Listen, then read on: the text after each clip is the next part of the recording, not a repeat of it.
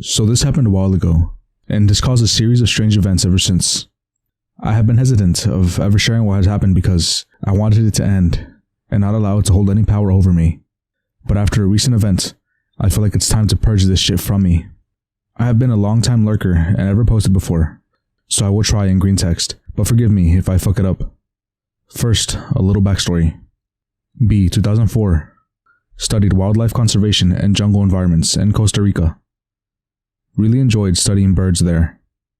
I was, and still am, skeptical of most paranormal shit, even after some of the shit I've encountered. This will become apparent later.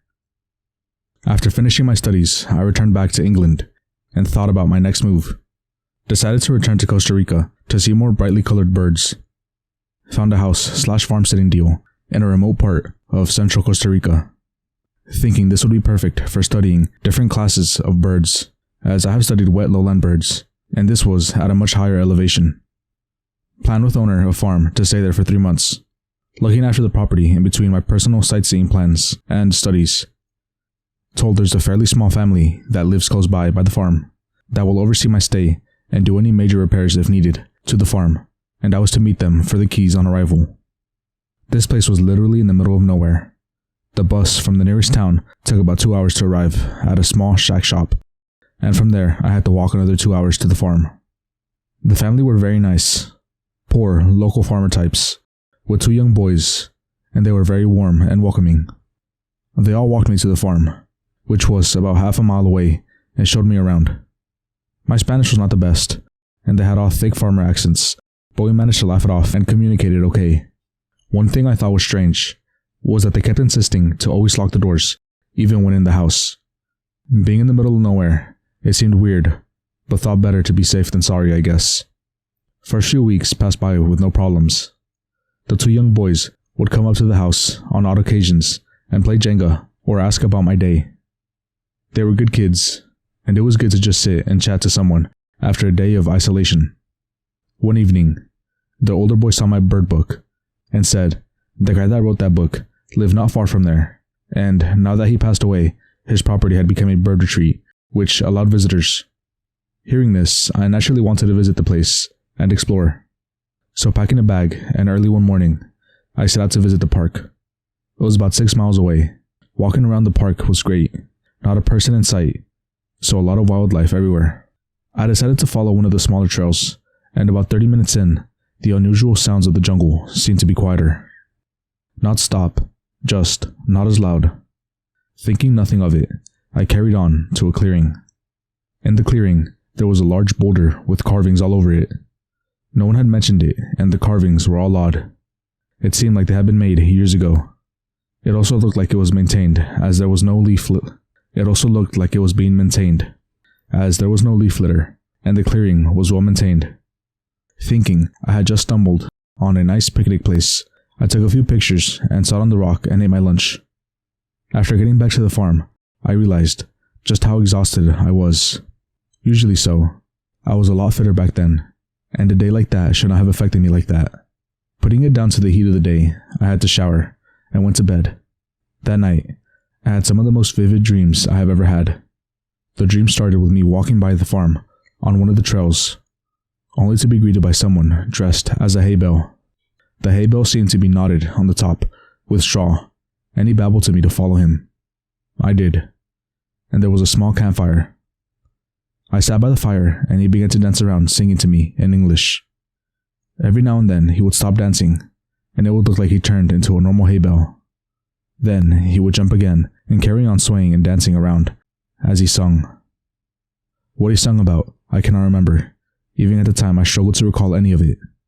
But I know it was good things, or at least I thought so at the time. The next morning, I was so surprised about my dream.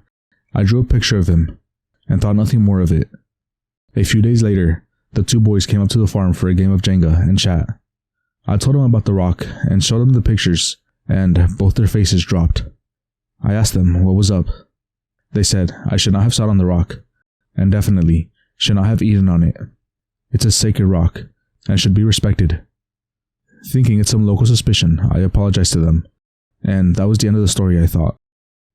After a few games of Jenga, the younger brother had seen my notebook and asked if he can have a look. I gave it to him as he opened it and fell on the page of the drawing I made. He screamed and threw the book down. This was the first time he had ever acted in such an odd way. Both were very polite and respectful. I was shocked at the fact that he threw the book down. Asking him what was up, he said, "You have seen him." His older brother, picking up the book, looked at the picture and asked, "When did I see him?" His eyes filled with fear. I was so fucking confused and said, "Oh, it was just a dream I had a few nights ago." They both looked at each other, then thanked me for the drinks and left, not saying much more. By now, I was wondering what the fuck was going on. Putting it down to some serious farmer shit, I went to bed and slept. Until at some point in the night, I heard some strange scraping noises that woke me up. I cannot really describe the sounds. They sounded like branches crackling or flexing, leaves rustling, and definitely mud squenching. Thinking about the door being locked put me at ease, and although it kept me awake for a while, I put it off to a tapir or coattails out at night and fell asleep. My dream that night was dark as shit. In my dream, I looked out the window only to be greeted with the sight of what I could only describe as a very tall, thin tree-like creature with long arms and legs, a curved back, and long head that was looking at me as I walked through the farm. I did as all kids do and hid under the covers, thinking it would not see me and go away. The next morning, I drew the thing down in my book while eating breakfast. I had not long finished my breakfast, and the whole family came up to the path to the house. This was the first time since being there I had had a visit that early, and by the whole family. Thinking it was odd, I went out and greeted them. They had a serious look on their faces as they said hello, not half as jovial as normal. Wondering what was wrong, I asked them, "Is everything okay?" The older boy said that they came up to see my drawing, thinking, "Okay, this is really weird." I invited them into the house where my book was and my latest drawing on display, and they all gasped. The mom just kept saying, "Oh Dios, oh Dios." The father looked more closely at the picture without touching the book, and then the kid said, "Show them the other picture." So I picked up the book, and as I did, they all stepped back, as if I was holding something powerful, opened the page to the Heyman picture, and offered it out to them. To see them step back again, not wanting to touch the book. The mom, by now, was furiously crossing herself, and the man said, "It's the shaman. He visited you." He then asked me where he took me in my dream. I mentioned we walked along the path just beside the house. He said we needed to visit the site and place an offering to him. Thinking, okay, just to keep the family happy, I will go along with it and see what happens. So walking along the path, all of a sudden, I see this shit on the ground. It was about the size of a baseball hoop. It was not paint. It looked like the clay was actually a different color to the rest of the ground. The dad said, "You have to place an offering in the ring for the shaman to pick up." Suspicious as fuck, I tried to remember if that had always been there or not, but thought better to just go with it, and went back to the house and got a small bottle of Flor de Cana rum I had recently bought and put it there, thinking if the shaman does not pick it up, the farmer will, and all will be good either way.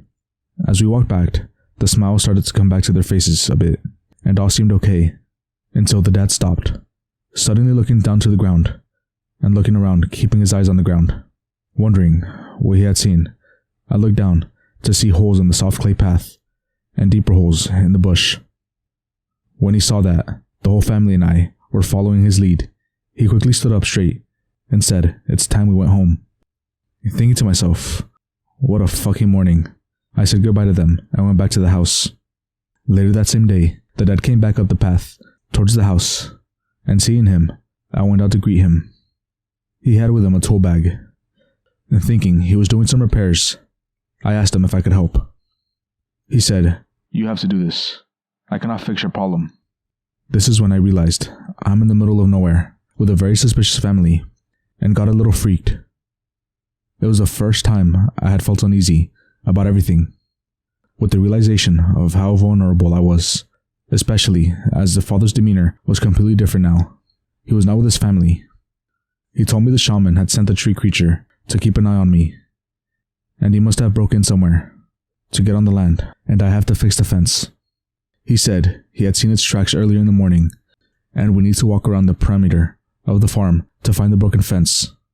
Sure enough, after an hour or so we did, and I had to fix it as he stood and told me how to do it. Half of me was starting to believe this shit, and the other half was starting to freak out on how serious they were all taking it. Either way, I was starting to freak out over it all. The next few weeks went without incident, but my imagination was running wild at the time. I found myself jumping at the slightest sounds, and not wanting to walk too far into the jungle. I started to really feel isolated and aware that anything could happen out here. So I decided to pay a visit to the shrine where it all started, and put it all to rest. Taking some fruit and another small bottle of rum, I went there and placed them together in front of the rock. I don't know if that was ever the right thing to do, but it gave me a small respite of the anxious feeling I had. After a week, I had another dream of the tree creature. This time, it was scratching on the window, this time, trying to get my attention. That fucker didn't get the memo that me and the shaman were back on good terms. So this part of what has been going on for the last 16 years is nearly over. I will find as many related pictures as possible. I don't care if you don't believe this, as I know there are many stories posted on here that are pure bullshit. The farm and what happened there are just the beginning, and I wish I could go back and change shit, as it changed my whole life. Back to green text. Freaked out by this thing, I started to spend more and more time in the local town, going to internet cafes to find places to go, realizing my best option would most probably be in a higher populated area. For a while, I decided to go to Bocas del Toro, just across the border in Panama, for some much needed party time and socializing. Then after a week or so, I would go back to the farm and feel refreshed. So that's exactly what I did. When I came back and paid a visit to the family, they were happy to see me, and it felt good to tell them of my adventures. When I left their house and walked towards the farm, the dread came back like a thick cloud.